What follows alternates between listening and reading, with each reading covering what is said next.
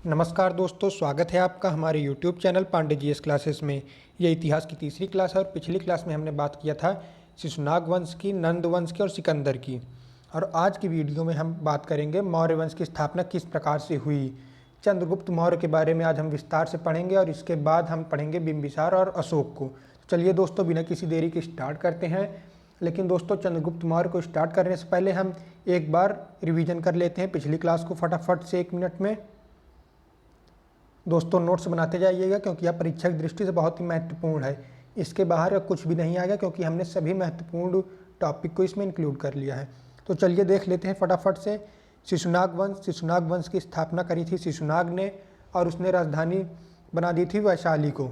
दोस्तों, इसमें मिसप्रिंट हुआ है, पाटलिपुत्र लिखा है, लेकिन वास्तविकता में शिशुनाग ने वैशाली को राजधानी बना दी थी और वैशाली को अजातशत्रु ने जीता था।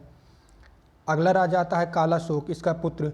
इसने राजधानी को वापस पाटलिपुत्र बना लिया और सांस्कृतिक राजधानी वैशाली को बना लिया। इसी कालाशोक के समय द्वितीय बौद्ध संगीति की स्थापना हुई थी। तीसरा राजा आता है नंदीवर्मन। नंदीवर्मन का सेनापति था महापद्म नंद। नंदीवर्मन अंतिम शासक था। महापद्म नंद ने नंदीवर्मन को मार दिया और खुद नंद वंश की स्थापना कर दी। अगर दोस्तों इसको विस्तार से पढ़ना है तो लिंक हम डिस्क्रिप्शन बॉक्स में दे देंगे, आप वहाँ पर जाकर देख सकते हैं। अब यहाँ पर नंद वंश की स्थापना हो गई। महापद्म नंद ने नंद वंश की स्थापना कर दी। महापद्म नंद जाति से शूद्र जाति का था और इसका उद्देश्य था क्षत्रियों का विनाश करना, क्षत्रियों का अंत करना। इसलिए इसने उपाधि धारण कर लिया सर्वक्षत्रांतक। इसने कलिंग पर आक्रमण किया और एकराट की उपाधि धारण कर लिया। इसका पुत्र था धनानंद और धनानंद अत्यंत ही अहंकारी था। इसने सिर्फ 2 कार्य किए, एक कलिंग में नहर बनवाई और दूसरा चाणक्य का अपमान किया। अब देखते हैं, धनानंद के समय पर सिकंदर ने आक्रमण कर दिया था भारत पर, पाकिस्तान में घुस आया था। तो सबसे पहले इसने गांधार पर आक्रमण किया और गांधार ने बिना लड़े ही आत्मसमर्पण कर दिया। गांधार का राजा आम्बिक था।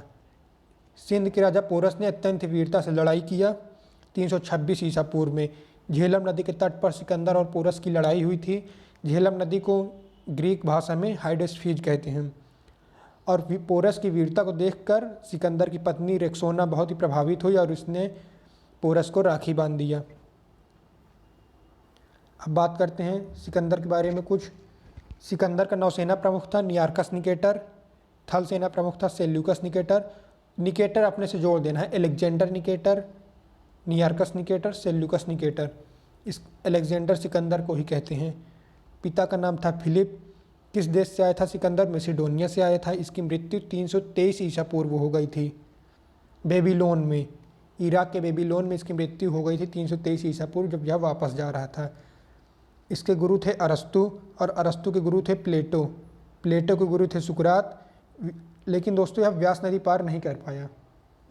सिकंदर व्यास नदी पार नहीं कर पाया था क्योंकि चाणक्य और चंद्रगुप्त ने मिलकर अफवाह उड़ा दी थी कि यह देवों की भूमि है, भारत पे कोई भी आक्रमणकारी आएगा तो उसकी मृत्यु हो जाएगी।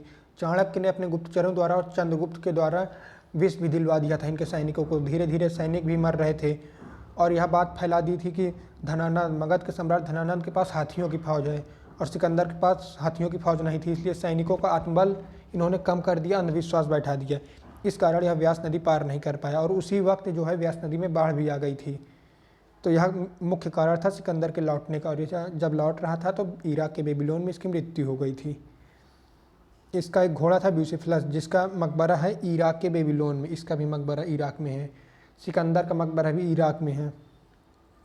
लेकिन दोस्तों, भारत पर आक्रमण करने वाला पहला राजवंश था अखमरी वंश। अखमरी वंश पहला राजवंश। राजा का नाम था दायबाहु डेरियस प्रथम। इसे विश्व विजेता इसलिए कहते हैं क्योंकि उस समय के सभी जितने भी खोजे हुए राज्य थे सब कुछ जीत चुका था। भारत में भी एक प्रकार से एंट्री कर चुका था। अगर आप देखेंगे वर्तमान भारत में, तो वर्तमान भारत में इसने एंट्री नहीं किया था, परंतु उस समय के वर्तमान भारत में, अखंड भारत था उस समय, तो उस समय इसने एंट्री कर दिया था। अब चलिए आज का टॉपिक शुरू करते हैं फटाफट से। एक महत्वपूर्ण बात दोस्तों, अगर आप लोगों ने हमारे चैनल को सब्सक्राइब नहीं किया है तो फटाफट जाकर हमारे चैनल को सब्सक्राइब कर लीजिए और बेल आइकन प्रेस कर दीजिए ताकि आने वाली कोई भी अपडेट आपको तत्काल मिल जाए। बेल आप जरूर दबा दीजिएगा। तो चलिए शुरू करते हैं बिना किसी देरी के आज का टॉपिक। मौर्य वंश। मौर्य वंश का संस्थापक था चंद्रगुप्त मौर्य। चंद्रगुप्त मौर्य मौर्य वंश का संस्थापक था। इनकी माता का नाम था मूरा। यह निम्न जाति के थे। याद रहे, धनानंद और महापद्म नंद यह शूद्र जाति के थे और मौर्य वंश का चंद्रगुप्त मौर्य भी निम्न जाति का था। कहीं पर इसे क्षत्रिय बताया गया है, कहीं पर निम्न जाति का बताया गया है, लेकिन यह था निम्न जाति का ही। प्रथम आक्रमण इसका असफल रहा था। प्रथम आक्रमण इसने सीधे पाटलिपुत्र पर कर दिया था। अब बीच में ही कोई डायरेक्ट आक्रमण करेगा तो वो तो हारेगा तो है ही। तो जब इन्होंने पाटलिपुत्र पर एग्जैक्ट आक्रमण कर दिया था, जैसे यह भारत है, मगध के बीचों बीच में पाटलिपुत्र था, तो पाटलिपुत्र पर इन्होंने आक्रमण कर दिया। जब हार कर ये भाग रहे थे तो एक बूढ़ी के यहाँ पर छिप गए थे, तो उस छिपे छिपे देख रहे थे कि उस बूढ़ी का बेटा खाना खा रहा था, खिचड़ी खा रहा था, तो खिचड़ी में उसने बीच में हाथ डाल दिया था। तो बूढ़ी ने कहा कि तुम चंद्रगुप्त मौर्य हो क्या, चाणक्य हो क्या, जो बीच में से खाना खा रहे हो। तो इस प्रकार से चंद्रगुप्त मौर्य और चाणक्य को उदाहरण देकर समझाया गया था। और तब चंद्रगुप्त और चाणक्य को अपनी गलती का एहसास हुआ, क्योंकि गुरु से भी कभी ना कभी गलती होती ही है। तब उस वक्त उनको एहसास हुआ कि हमको मगध के किनारे किनारे वाले राज्य को पहले जीतना चाहिए था, बीच में ही हम हाथ डालेंगे तो जलेंगे। इसलिए पहला आक्रमण इनका असफल रहा। दूसरा आक्रमण इनका सफल रहा, क्योंकि ये धीरे धीरे मगध के आसपास के राज्य जीतते गए। उसके बाद फिर बाद में पाटलिपुत्र पर आक्रमण किया, और जब ये इस युद्ध में विजयी हो गए तो इन्होंने मौर्य वंश की स्थापना कर दी। चंद्रगुप्त मौर्य का राज्यपाल था पुष्यमित्र वैश्य। पुष्यमित्र वैश्य इसका राज्यपाल था। अब जब सिकंदर तो वापस लौट गया था धनानंद के समय में, लेकिन सेल्यूकस निकेटर जो उसका थल प्रमुख सेनापति था, उसके दिमाग में डाउट था कि यहाँ पर ज़रूर कुछ ना कुछ लोचा है। तब सिकंदर की मृत्यु के बाद सेल्यूकस वापस फिर से आ गया। अब सेल्यूकस जब वापस आया तो यहाँ पर तो चंद्रगुप्त मौर्य का साम्राज्य था। तो उस समय युद्ध हुआ, और जब युद्ध हुआ तो चंद्रगुप्त मौर्य जीत गया। चंद्रगुप्त मौर्य जीत गया तो उसने इसे विवाह में कन्वर्ट कर लिया। इसने कार्नेलिया का विवाह अपनी पुत्री, सेल्यूकस ने अपनी पुत्री कार्नेलिया का विवाह चंद्रगुप्त मौर्य से कर दिया। कार्नेलिया को ही हेलेना कहते हैं। तो चंद्रगुप्त मौर्य का विवाह कार्नेलिया सेल्यूकस निकेटर की पुत्री से हुआ। और दहेज में क्या क्या दिया, सेल्यूकस ने अपनी पुत्री के दहेज में क्या क्या दिया था चंद्रगुप्त मौर्य को? एरिया, आराकोसिया, जेड्रोसिया, पेरिस्पेनियाई, इन 4 राज्यों को दहेज में दिया था। एरिया, आराकोसिया, जेड्रोसिया, पेरिस्पेनियाई। एरिया काबुल में है, अफ़गानिस्तान में। आराकोसिया ये भी वर्तमान में अफ़गानिस्तान में है।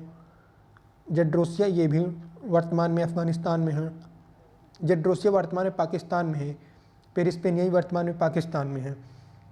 तो इस प्रकार से आप देखिए, इसकी माता का नाम मुरा था, निम्न जाति का था।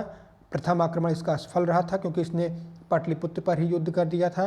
द्वितीय आक्रमण इसका सफल रहा था, जब जीत गए तो इसने मौर्य वंश की स्थापना कर दी। इसका राज्यपाल था पुष्यमित्र वैश्य। सेल्यूकस इससे आक्रमण करने आया परंतु युद्ध नहीं जीत पाया, तो इसने कार्नेलिया का विवाह चंद्रगुप्त मौर्य से कर दिया। दहेज में इसने एरिया, आराकोसिया, जेड्रोसिया, पेरिस्पेनियाई दिया चंद्रगुप्त मौर्य को। और जब चंद्रगुप्त मौर्य ने पूछा, जब तुमको शादी ही करनी थी तो किस लिए तुमने हमसे युद्ध किया? तब सेल्यूकस ने बताया कि हमको 500 हाथी चाहिए। इसलिए चंद्रगुप्त मौर्य ने फिर सेल्यूकस को 500 हाथियाँ दिए, 500 हाथी दे दिए, और बदले में ये 4 राज्य दहेज में ले लिए, जिस पर आज 2 देश खड़े हुए हैं, एरिया, आराकोसिया, जेड्रोसिया, पेरिस्पेनियाई। अब चलते हैं आगे।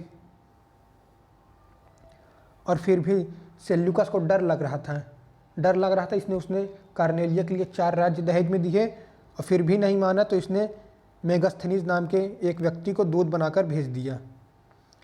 तो ये बहुत ही महत्वपूर्ण क्वेश्चन है कि चंद्रगुप्त के दरबार में कौन सा विदेशी दूत बनकर आया था? मेगास्थनीज आया था।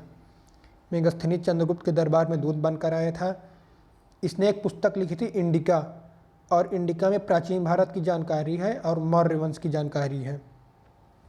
और इसी इंडिका में मेगास्थनीज ने कहा है कि भारतीयों को पढ़ने में इंटरेस्ट है, लिखने में इंटरेस्ट नहीं है, पढ़ने में सभी को इंटरेस्ट है।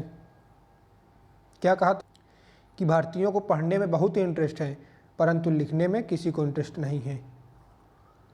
शाहगौर अभिलेख, दोस्तों यह गोरखपुर का अभिलेख है जो कि चंद्रगुप्त मौर्य का है। और इस अभिलेख से, शाहगौर अभिलेख से हमको पता चलता है कि अकाल के समय लोगों की मदद किया था चंद्रगुप्त मौर्य ने। गोरखपुर उत्तर प्रदेश में है, तो शाहगौर अभिलेख गोरखपुर में है। अकाल के समय लोगों की मदद किया था। इसने दोस्तों कृषि पर बहुत ज़्यादा ध्यान दिया था, इसलिए गुजरात में इसने एक झील बनवाई थी। चंद्रगुप्त मौर्य ने गुजरात में एक झील बनवाई थी, जिस झील का नाम था सुदर्शन झील। और इस झील को हमको कैसे पता चलता है, हम कैसे मान लें कि इसने सुदर्शन झील बनवाई थी? दोस्तों इस झील के साक्ष्य मिलते हैं जूनागढ़ अभिलेख से। रुद्रदामन एक शख्स शासक था, इसके जूनागढ़ अभिलेख से पता चलता है कि जो सुदर्शन झील चंद्रगुप्त मौर्य ने बनवाई थी। और जूनागढ़ अभिलेख में लिखा है, रुद्रदामन ने लिखा है कि यह सुदर्शन झील मैंने नहीं बनवाई है, इसको मौर्य वंश के महान शासक चंद्रगुप्त मौर्य ने बनवाई है। मैं इस झील का जीर्णोद्धार अथवा पुनर्निर्माण कर रहा हूँ। और रुद्रदामन के बाद इस झील का निर्माण फिर स्कंदगुप्त ने किया था। पहले तो चंद्रगुप्त मौर्य ने तो बनवा दिया, रुद्रदामन ने इसका पुनर्निर्माण करवाया और स्कंदगुप्त ने भी पुनर्निर्माण करवाया। अब दोस्तों यह बहुत ही महत्वपूर्ण बात है, जूनागढ़ अभिलेख में कितने राजा की चर्चा है? जूनागढ़ अभिलेख में 3 राजाओं की चर्चा है। चंद्रगुप्त मौर्य की, जिसने एक झील को बनवाया था, रुद्रदामन शक शासक रुद्रदामन, जिसने झील का पुनर्निर्माण करवाया था, और गुप्त वंश के शासक स्कंदगुप्त, जिसने भी पुनर्निर्माण करवाया था सुदर्शन झील का। अब कुछ दोस्तों बात कर लेते हैं चंद्रगुप्त मौर्य का साम्राज्य कितने में विस्तारित था। तो चंद्रगुप्त मौर्य का साम्राज्य दोस्तों यहाँ पर आप देख सकते हैं, अभी आपको हमने बताया गुजरात सुदर्शन झील, तो गुजरात में यहाँ पर सुदर्शन झील है। जूनागढ़ अभिलेख से पता चलता है कि इसका पश्चिमी विस्तार था गुजरात तक। और एक बंगाल में, यहाँ पर एक, पहले बांग्लादेश और बंगाल एक ही था, तो बंगाल में एक इसका अभिलेख मिला है, महास्थान अभिलेख, जिससे पता चलता है कि चंद्रगुप्त मौर्य का साम्राज्य बंगाल तक था, यहाँ से लेकर यहाँ तक था। तो इस प्रकार से आप देख सकते हैं चंद्रगुप्त मौर्य का पश्चिमी विस्तार गुजरात तक था, जिसका साक्ष्य जूनागढ़ अभिलेख से मिलता है। चंद्रगुप्त मौर्य का पूर्वी विस्तार बंगाल तक था, जिसका साक्ष्य हमको महास्थान अभिलेख से मिलता है। ये देखिए, आप देख सकते हैं यहाँ पर मगध है। वैशाली को अजातशत्रु ने मिला लिया था, अवंती को बिंबिसार ने मिला लिया था, कलिंग को महापद्मनंद ने मिला लिया था, बाकी बचे हुए चंद्रगुप्त मौर्य ने मिला लिया था। अब बात करते हैं आगे, कुछ व्यक्तिगत घटनाओं के बारे में बात करते हैं जो कि चंद्रगुप्त मौर्य की व्यक्तिगत घटनाएं थीं। तो चंद्रगुप्त मौर्य ने अंत समय में जैन धर्म को अपना लिया था। जैन धर्म को चंद्रगुप्त मौर्य ने अपने अंतिम समय में अपना लिया था। अब दोस्तों बात करते हैं किसके नेतृत्व में अपनाया था? भद्रबाहु के नेतृत्व में। चंद्रगुप्त मौर्य ने भद्रबाहु के नेतृत्व में जैन धर्म को अपना लिया था। एक महत्वपूर्ण बात, सबसे महत्वपूर्ण बात जो कि एग्जाम में पूछा जाता है, यूरोप में चंद्रगुप्त मौर्य को क्या कहा जाता है? तो यूरोप के इतिहासकारों ने अपनी पुस्तक में लिखा है कि भारत का एक बहुत ही महान राजा था जिसका नाम सेंड्रोकोटस था। तो एक महान राजा तो चंद्रगुप्त मौर्य ही था। तो यूरोप के इतिहासकारों ने अपनी पुस्तक में लिखा है कि भारत के एक बहुत ही महान राजा था, बहुत ही शक्तिशाली राजा था, जिसका नाम सेंड्रोकोटस था।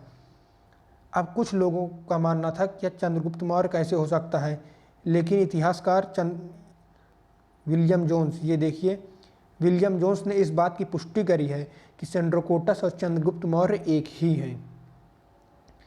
तो यह भी इम्पोर्टेंट प्रश्न है कि किसने इस बात की पुष्टि करी है कि चंद्रगुप्त मौर्य और सेंड्रोकोटस एक ही हैं? तो विलियम जोन्स ने। अब 304 ईसा पूर्व में मृत्यु हो जाती है। चंद्रगुप्त मौर्य की मृत्यु दोस्तों, यहाँ पर मिस प्रिंटिंग होगा, यह 304 नहीं होगा, 298 होगा। चंद्रगुप्त मौर्य की मृत्यु 298 ईसा पूर्व में हो जाती है। 204 में तो चक्रवर्ती सम्राट अशोक का जन्म होता है। 204 ईसा पूर्व में चक्रवर्ती सम्राट अशोक का जन्म होता है और 298 ईसा पूर्व में इसकी मृत्यु हो जाती है। दोस्तों अब आपको कन्फ्यूजन हो रहा होगा कि 304 208 पहले कौन सा आया? तो दोस्तों पहले 304 आए। जैसे पहले स्केल होती है एक, यहाँ पर स्केल है, ये 0 1 2 3, यहाँ पर 1 -1 -2 -3, इस प्रकार से चलते थे समय। तो यहाँ पर पहले 3 आएगा, उसके बाद 2 आएगा, फिर 1 आएगा, फिर 0, फिर 1, फिर 2। तो इस प्रकार से 298 बाद में आया, 304 पहले आया, -304 इसको मान लीजिए आप एक प्रकार से, -304 है और वो -298। तो 304 ईसा पूर्व में अशोक की जन्म हो जाता है और 298 में मृत्यु हो जाती है आपके चंद्रगुप्त मौर्य की। किस विधि से होती है दोस्तों? संलेखना विधि से। जैन धर्म में एक उपाय है, जैन धर्म के लोगों के लिए एक विधि होती है कि किस प्रकार से उनकी मृत्यु होगी, तो संलेखना विधि द्वारा। किस स्थान पर हुई थी? कर्नाटक के श्रवणबेलगोला। अब कर्नाटक में उसकी मृत्यु हुई थी, इसका मतलब कर्नाटक उस तक उसका राज्य फैला था, दूसरे के राज्य में तो जाएगा नहीं, तो कर्नाटक तक चंद्रगुप्त मौर्य का साम्राज्य था। तो इसकी मृत्यु हो जाती है श्रवणबेलगोला, कर्नाटक में।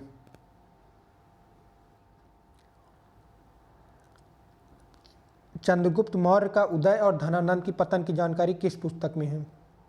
महत्वपूर्ण प्रश्न है। चंद्रगुप्त मौर्य का उदय, the rise of Chandragupta Maurya and decline of Dhananand. Chandragupta Maurya का उदय और धनानंद के पतन की जानकारी किस पुस्तक में है? विशाख दत्त की मुद्रा राक्षस में। विशाख दत्त की पुस्तक मुद्रा राक्षस में इस बात की जानकारी दी गई है कि किस प्रकार से चंद्रगुप्त मौर्य का उदय हुआ और नंद वंश के अंतिम शासक धनानंद का अंत हुआ। अब बात करते हैं, चंद्रगुप्त के बारे में बात कर लिया, शिष्य के बारे में, अब गुरु के बारे में बात करते हैं। तो चंद्रगुप्त मौर्य के गुरु थे चाणक्य, या तो सभी जानते हैं। चाणक्य ने एक पुस्तक लिखी थी अर्थशास्त्र। चाणक्य को कौटिल्य भी कहा जाता है। चाणक्य ने एक पुस्तक लिखी थी अर्थशास्त्र। अर्थशास्त्र मतलब इकोनॉमिक नहीं होगा, या अर्थशास्त्र की बुक यह बिल्कुल नहीं होगी, यह राजनीति से संबंधित एक पुस्तक थी। नाम था अर्थशास्त्र, परंतु यह राजनीति से संबंधित पुस्तक थी। और जिस प्रकार भारत में एक चाणक्य थे, वैसे ही यूरोप में एक थे गुरु जिनका नाम था मैकियावेली। मैकियावेली यूरोप के गुरु, यूरोप के रहने वाले थे, जिन्होंने एक पुस्तक लिखी द प्रिंस, ये भी राजनीति से संबंधित थी। चाणक्य की अर्थशास्त्र भी राजनीति से संबंधित थी। इसलिए भारत का मैकियावेली किसे कहा जाता है? तो भारत का मैकियावेली चाणक्य को कहा जाता है, क्योंकि यूरोप में मैकियावेली नाम का एक व्यक्ति था जिसने द प्रिंस नाम की राजनीति की पुस्तक लिखी थी। अब चाणक्य के अर्थशास्त्र में सप्तांग सिद्धांत दिए हुए हैं, एक राजा को कैसे राज्य चलाना चाहिए, तो इस बात के लिए चाणक्य के अर्थशास्त्र में सप्तांग सिद्धांत दिए हुए हैं। इन सप्तांग सिद्धांतों को देख लेते हैं, याद जरूर कर लीजिएगा। सबसे पहला सिद्धांत है योग्य राजा होना चाहिए। राजा को एक सशक्त योग्य होना चाहिए। आमात्य, बुद्धिमान, योग्य और ईमानदार अमात्य होना चाहिए। अमात्य अर्थात मंत्री। जनपद, एक जनपद होना चाहिए, मतलब कि राज्य होना चाहिए, क्षेत्र होना चाहिए न राज्य करने के लिए। तो इस प्रकार से योग्य राजा होना चाहिए, योग्य अमात्य होना चाहिए, जनपद होना चाहिए। दुर्ग अर्थात एक राजा के पास किला होना चाहिए ताकि वो सुरक्षित रहे, किला होना चाहिए। कोष अर्थात धन होना चाहिए, तभी तो अपने कर्मचारियों को धन देंगे, युद्ध करेंगे, तो कोष होना चाहिए। और दूसरा दंड और न्याय, ताकि साम्राज्य में कोई भी अपराध ना कर सके। अपराध पर नियंत्रण है, इसलिए कठोर दंड होना चाहिए और न्याय की व्यवस्था होनी चाहिए, जिससे कि जनता को अपने राजा पर विश्वास बना रहे। तो 7 सप्तांग सिद्धांत याद कर लिया। योग्य राजा, योग्य अमात्य, जनपद, दुर्ग, कोष और दंड, यह 7 अंग हैं सप्तांग सिद्धांत। अब दोस्तों यहीं पर वीडियो को ख़त्म करते हैं। वीडियो अगर आपको पसंद आई है तो लाइक ज़रूर कर दीजिएगा, सब्सक्राइब करिएगा। जिन लोगों ने चैनल को सब्सक्राइब नहीं किया है, वीडियो को ज़्यादा से ज़्यादा शेयर करिएगा दोस्तों। और अगली क्लास कल आएगी। Thanks for watching.